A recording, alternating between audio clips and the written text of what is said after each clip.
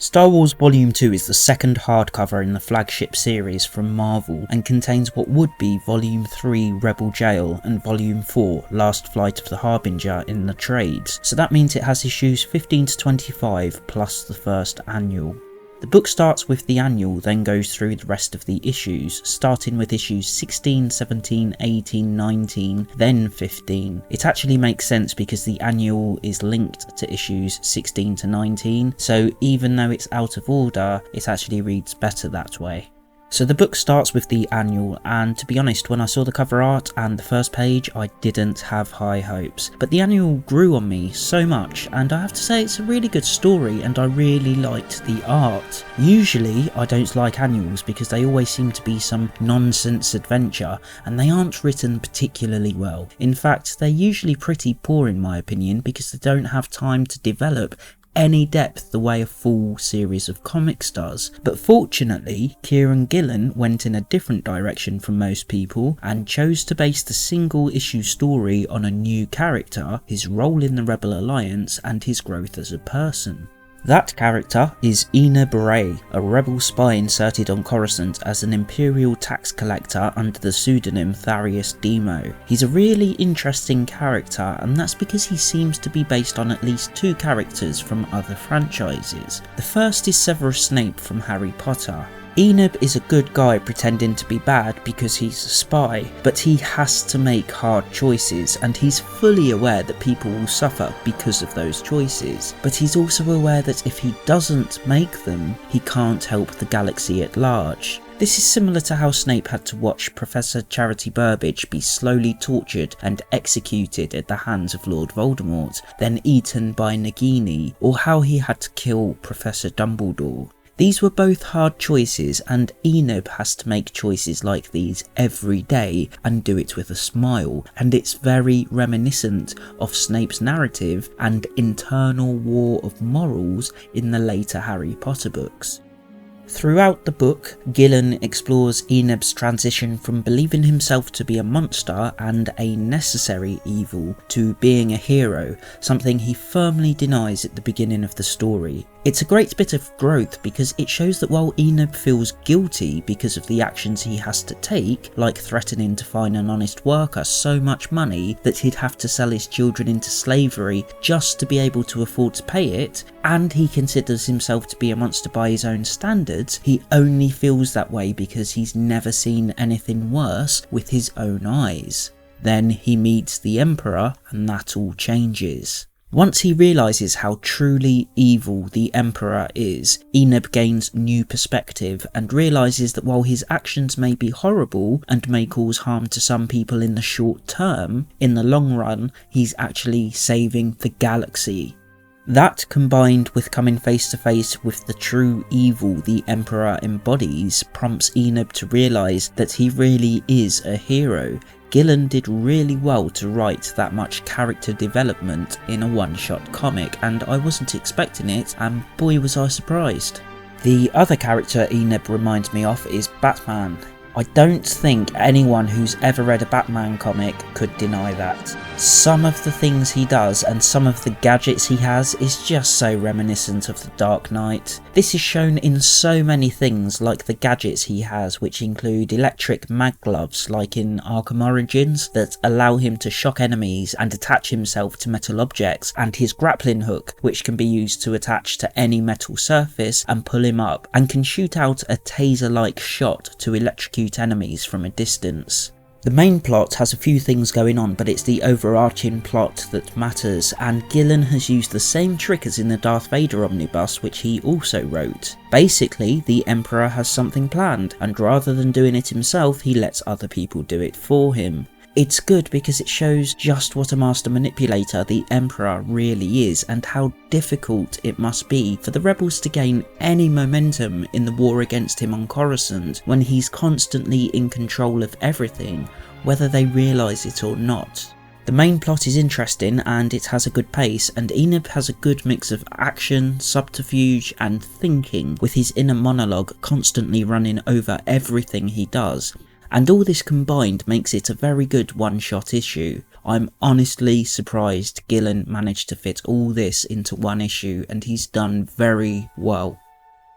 Angel Unzueta has drawn him like Batman, and there's no two ways about it. He has a grappling gun, so uses it to walk up buildings and swing from place to place. The walking up buildings part was one thing, but each superhero who has the ability to swing always has their own look when they do it. For instance, John Romita Jr. always said that his favourite hero to draw was Daredevil because he has a natural grace to his movements that Spider-Man never had. Compare the way both of those swing to how Batman swings, and you can see how each character has their own way of swinging, their own movement when they do it. When I look at the way Enob's been drawn when he swings, I think of Batman. I'm slightly confused because even though this is set just after A New Hope, the Emperor broadcasts video messages to the people telling them how the rebels have attacked. The problem though is that it's the Emperor as an old man, basically what we see in Return of the Jedi. So which is it? Does he mask his face when he broadcasts to the public or not? Pablo Hidalgo needs to make a decision on that and enforce it because it's constantly being both old Palpatine and young Palpatine because of propaganda, but they can't both be canon. The colours were done by Paul Mounts, and while overall I enjoyed them, there were a few issues for me that detracted from reading the annual. The first is something basic, and that's the fact that he's coloured the whites of the Emperor's eyes yellow, then coloured his pupils red. You could say that was a creative choice, and if it was the wrong decision. The Emperor's pupils are yellow. It's a pretty basic thing to mess up or change for absolutely no reason, and I didn't appreciate it. The other thing he messed up on was Enob's face. At one point in the story, Enob goes toe to toe with the Emperor, and that ends up about as well as you could imagine, with Enob getting a face full of Force lightning. Enob suffered no scarring from the Force lightning though, at least it wasn't drawn in or coloured in even after he escapes. It's a stupid thing to omit because 1, we know he would have had immediate scarring because we've seen it in Revenge of the Sith, and 2, it becomes very relevant to the story later on in the book. The rest of Volume 2 takes place immediately after the events of Vader Down, where Dr. Aphra was knocked out by Princess Leia and captured, and the book starts with her transfer to the rebel prison known as Sunspot. Rebel Jail is only a 4-part arc, but it was put together so well. While Princess Leia and Son of Staros have to deal with locking up Dr. Aphra and navigating an invasion by unknown forces that seek to release every inmate to teach Leia a lesson in leadership, Han and Luke had the more fun story. Nerf herding. That's right, the one-line insults Leia gives Han at the beginning of The Empire Strikes Back now has a backstory. Did it need one? No! Does it hurt to have it? No, and it's really funny. Luke and Han are sent out to buy rebel supplies when Han has the brilliant idea of gambling it to double the supplies they could buy. The problem is they get caught cheating and end up having to work to earn the supply money back, hence the nerf herding. It really is a light backstory, but it's funny as hell and does a good job of bringing the levity so the main story doesn't feel too heavy. This is important because Leia and Sonna's story is a lot darker. Seeing them try to survive a mass prison outbreak and keeping a short leash on Dr. Aphra, who Leia decided to release in an attempt to protect her, while not trusting her, is interesting. The lights are in that classic red alert red, so there's lots of pages that are mostly red and black and it adds to the tension. Both prisoners and droids come out of nowhere attacking the trio, and there's a particularly funny scene where 3PO convinced himself he's been in fisticuffs with another droid when really R2 had just knocked him into the other droid. I'm not really sure how he ended up in the position he was in, with the droid 3PO knocked over, lying face up and slightly hunched, and 3PO on top of him spread-eagled, but since it's Anthony Daniels' character, it seemed quite apt if you can read between the lines, so I didn't ask any more questions about it and just moved on. Han and Luke eventually turn up to save the day, and much like the rest of their story, it was funny because they barrel in with the attitude of "we're here to save you because you can't do it yourself," but standing right behind them on top of a ship, guns ready, is the mastermind behind it all. Throughout the arc, he's been in radio contact with Leia, telling her how she sent him to them and how he was now back to make sure Leia could make the hard decisions that would truly lead them to victory over the Empire. Can you guess who it is yet? I thought it was pretty obvious myself.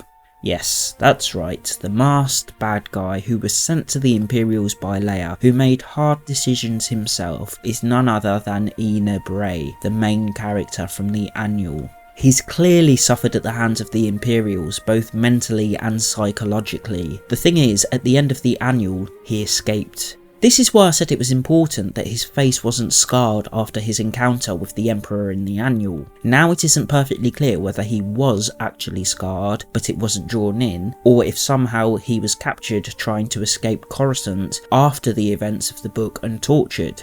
I do think it was the Emperor's lightning and it was just lazy colouring or drawing, but however his face was scarred, it looks incredible in Rebel Jail. He's really been burned and it's twisted his mind. He saw the face of evil in the annual, and after his character growth in the annual, he's realised it's going to take someone much tougher than he thought he was to take down the Emperor. And while he wreaks havoc in Rebel Jail, he does it with the best of intentions because he wants to make sure the rebellion can win, and it can only do that with a strong leader. He wants to make sure Leia has the drive and the moral fortitude to willingly send 1,000 people to their deaths if it will mean the end of the Emperor and his empire and end up saving billions. He's fighting for the good guys, but he's doing it in a twisted way because now he's an extremist. As far as Eneb is concerned, there's no such thing as a grey area anymore when it comes to the Empire. His view now is that the Empire should be destroyed no matter how many innocent people die, because so many more will die if they don't. He's an anti-hero now, he's like Venom, and it's a good change for him, and it shows his growth as a character beyond what we saw in the events of the annual. But it's not a natural growth, it's a growth born out of darkness, and what he looks like on the outside and the way he acts and thinks on the inside reflects that. The fate of Eneb is unclear, only that he starts to escape, and I hope he does. Dr. Aphra's team is basically a dark reflection of the good guys, and I think Eneb would be a great addition to her team. All it would take is a bit of manipulation from Aphra about how it would help save the galaxy, and he could be in the palm of her hand, and that's a very Aphra thing to do, so I hope he returns and joins her little band.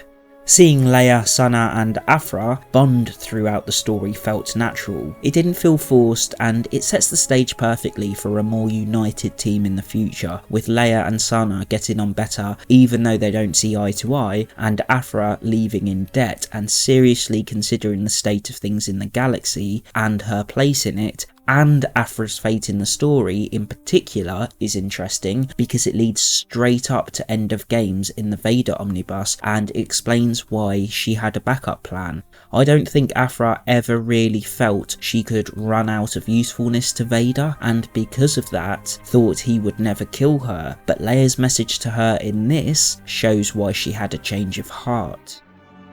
Rebel Jail is a good arc, and I particularly enjoyed the levity brought by Han and Luke's story. They weren't in it much, but when they were, it was golden, reminiscent of some of the best banter they had in the movies. Leia's arc was good too, and it was nice to see Sana and Aphra both growing as characters, with Aphra being mainly in the comics and Sana being in the comics and now in Last Shot. It's nice to see the pair of them having their characters expanded upon.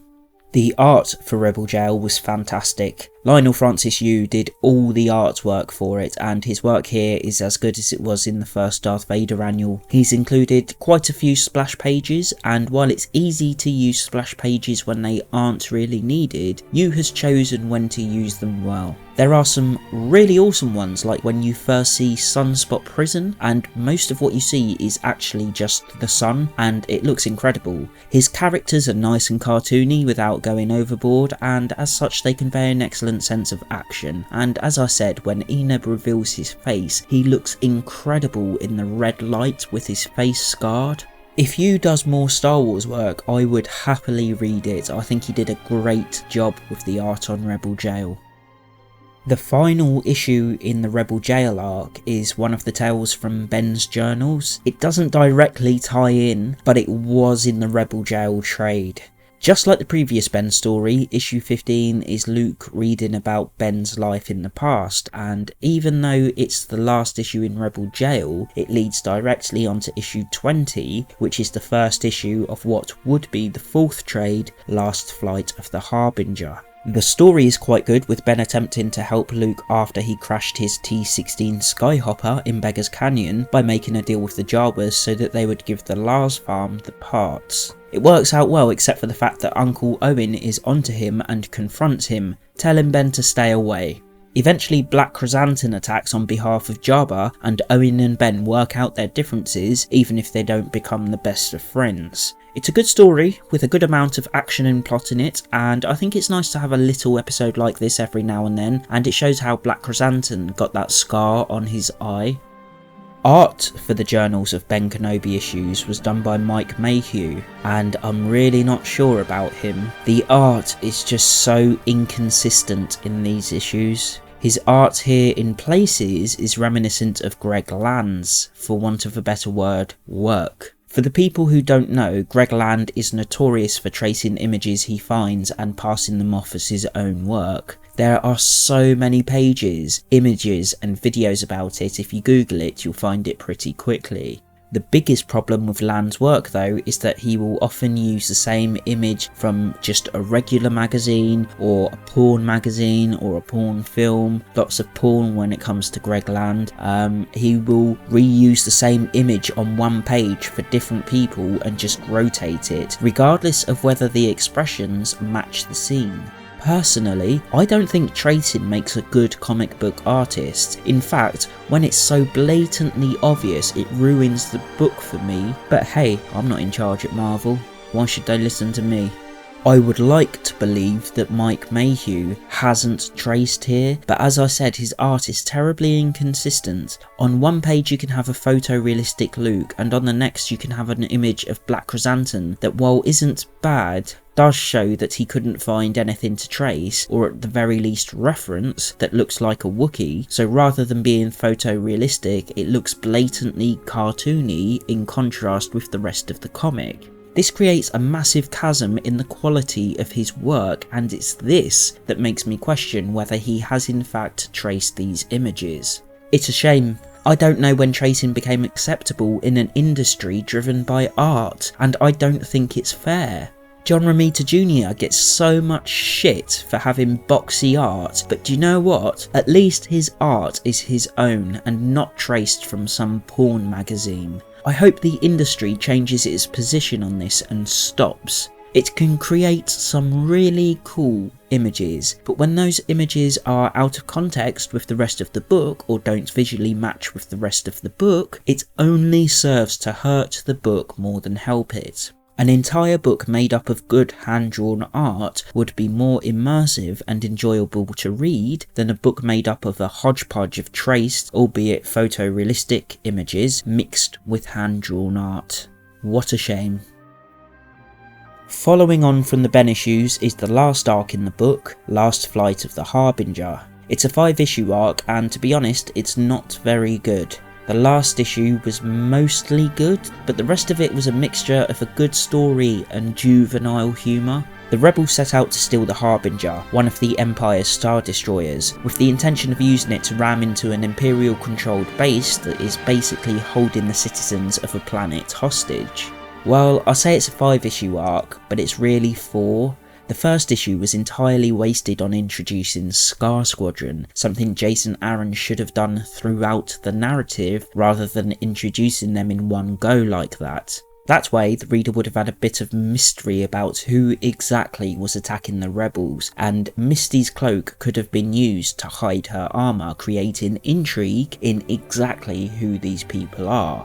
I liked that part of the story and the way the rebels tricked the Empire into thinking the Harbinger had been stolen by ejecting the ship's unstable primary engine and exploding it at exactly the same moments they jumped to hyperspace. It reminded me of the Jedi Academy trilogy when Kip Duron destroys the Cauldron Nebula and he thought he'd taken Darla with it, but he hadn't. She got to light speed at the very last second.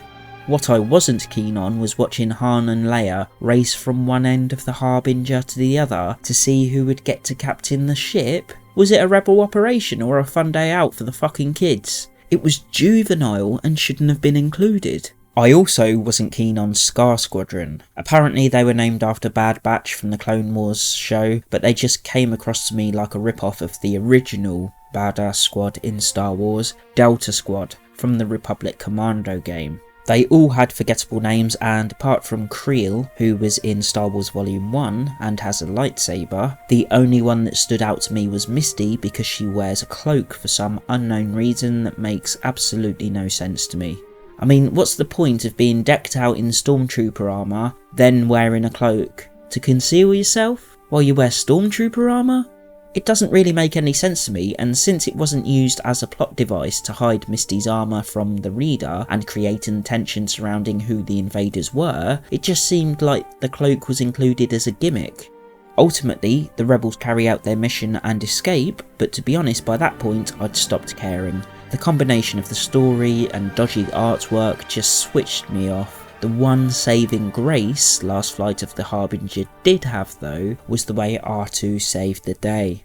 When all hell broke loose on the Harbinger and Han and Leia were going down with the ship to see the mission through, R2 jacks into the Harbinger and fires up all the cannons and lets loose. It's an awesome ending and a great bit of writing for R2, reminiscent of how he saved the day in Empire Strikes Back. The ending was interesting. 3PO was captured by Scar Squadron at the end of the book, so I'm curious if he'll come face to face with Vader in Volume 3. I'm not terribly excited by it because it's a story that's been done before and very well in one of the Tales books. Apart from that, the story was pretty bland, to be honest. Something I didn't understand was why the opening crawl starts by calling it Book 5. None of the other arcs had that in either volumes 1 or 2, so I don't know why they started it here. I do think out of both volumes, Last Flight of the Harbinger is easily Jason Aaron's weakest story so far. Last Flight of the Harbinger's art was done by George Molina and he's done an okay job. Some bits were good and some were bad. I like cartoony art, but this was going too far. Molina has often drawn characters, most notably Han and Leia, with giant Mardi Gras heads so everyone looks like they've got a massive coke problem. I also didn't like the way Scar Squadron was drawn. They just look way too big and bulky. We saw Krill fight Luke in Gracchus's arena in the first volume, so we know he's not excessively big, but in volume 2 he looks like he's wearing Hulkbuster armour and it just looks silly. He mostly did well for the space battles, and when the rebels were trying to take the Harbinger, the fight was hectic as hell, mostly thanks to Molina's artwork, but partly due to Jason Aaron's use of radio calls to make everything seem that much more chaotic. However, in one of the last panels and crucial moments of the story, Molina has drawn the Harbinger the wrong way round. It was face to face with 2 Star Destroyers, but in the next panel it was alongside them, facing the same direction, which says to me he wasn't paying attention.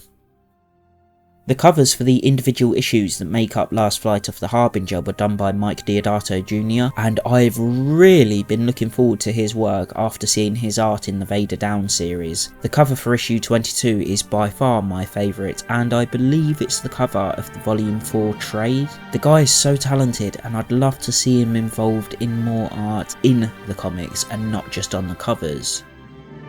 Guess who's back spreading their talent this shit? Chris Eliopoulos and Jordi Belair with Droid Dilemma.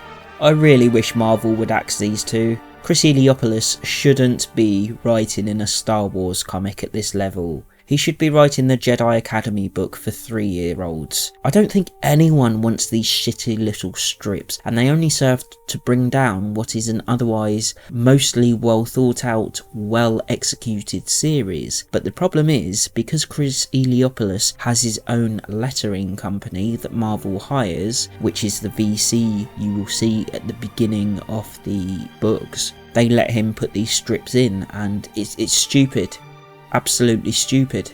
The same goes for Geordie Belair. Her work was okay, if basic and minimalistic, in the Princess Leia comic, but even then I questioned her artistic ability, and it's become clear to me that she's happy colouring using two-tone for basic stories. Her art is poor and Eliopoulos' writing is poor. I'd like to see both of them gone from Marvel now, or at the very least not allowed to continue writing these nonsensical and irritating stories.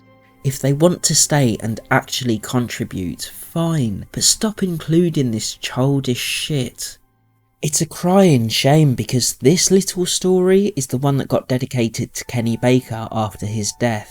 Really, it's a steaming pile of shit, but the way R2 saved the day in the last issue of Last Flight of the Harbinger, that should have been the one dedicated to Kenny Baker. He deserved a better tribute than this. The book is just like Volume 1 in that it comes with a dust jacket, has some variant art throughout the book and has some on the back pages too, but they're 2 per page and take up a quarter of a page each, so they're just a joke really, and it has a wraparound picture on the boards when the dust jacket is removed, this time being the awesome space battle between the Harbinger and the Rebels. I swear, no matter how many times they bring in new ships, the original T-65 X-Wings will always be my favourites. The new T-70s are cool enough, if a bit skinny, but the originals are the best in my opinion, and they probably always will be. So overall, I thought Star Wars Volume 2 was a bit of a mixed bag, to be honest. I thought the annual Rebel Jail and the Journal of Ben Kenobi stories were all good and well drawn and coloured, but Last Flight of the Harbinger and Droid Dilemma just weren't very good, so the book ended on a bit of a low note in my opinion. I'm still looking forward to Volume 3 though. One bad arc isn't enough to put me off, and I'm aware that Volume 3 is Jason Aaron's swan song for the flagship series, so I do hope it's good.